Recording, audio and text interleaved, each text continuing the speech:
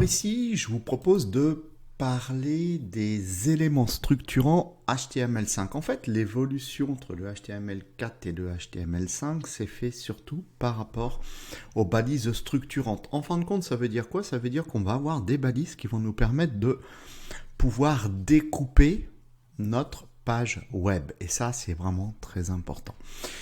Si vous avez déjà fait du Word, par exemple, vous avez des en-têtes, vous avez des pieds de page, là, ça va être exactement pareil pour nos pages web. Donc, on pourrait imaginer qu'on ait une en-tête de page. On va partir de notre page, notre fichier index.html, et on va lui définir une en-tête. Et comment on fait pour définir une en-tête?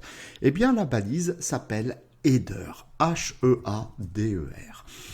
Cette balise aura le même comportement que la boîte div, parce que c'est exactement la même chose. Elle occupe 100% de l'espace qui est alloué, elle ne supporte pas d'avoir quelqu'un à côté d'elle. Ce sont ses comportements par défaut. Alors dans le header, dans l'entête, on va écrire par exemple le mot index ou home, voilà, pour dire qu'on est sur la page d'accueil. Je vais faire CTRL S et regarder ce qui se passe. Bien ici, on sait qu'elle va occuper 100% de l'espace qui lui est alloué, puisque en fait, notre liste non ordonnée se retrouve en dessous. Bon, alors on continue, parce qu'en fait, notre liste non ordonnée, qu'on a créée ensemble ici, en fait, correspond à une zone de navigation. Bien là aussi, nous avons une balise structurante HTML5 qui nous permet de définir un endroit qui serait la zone de navigation. Et cette balise s'appelle nav. N-A-V. Donc balise ouvrante, balise fermante. Et à l'intérieur, on y met notre zone nav. Et en l'occurrence, ici, on va lui mettre notre liste non ordonnée.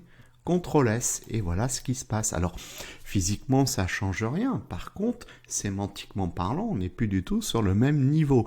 Et ce qui nous permettra par la suite, si on arrive à évoluer dans le langage CSS, de pouvoir manipuler ces éléments structurants HTML5 de manière à pouvoir les disposer efficacement sur sa page web, surtout quand on aborde le responsive web design, c'est-à-dire des écrans d'ordinateur, des écrans de télévision, des écrans de tablette, des écrans de smartphone, et avoir une adaptation de nos sites web correcte sur ces différents supports.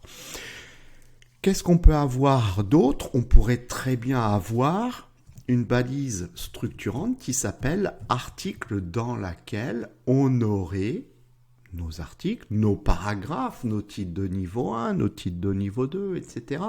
Ce qui va donner la matière de notre site. Alors, histoire d'avoir quelque chose dedans, je vais juste écrire le mot article.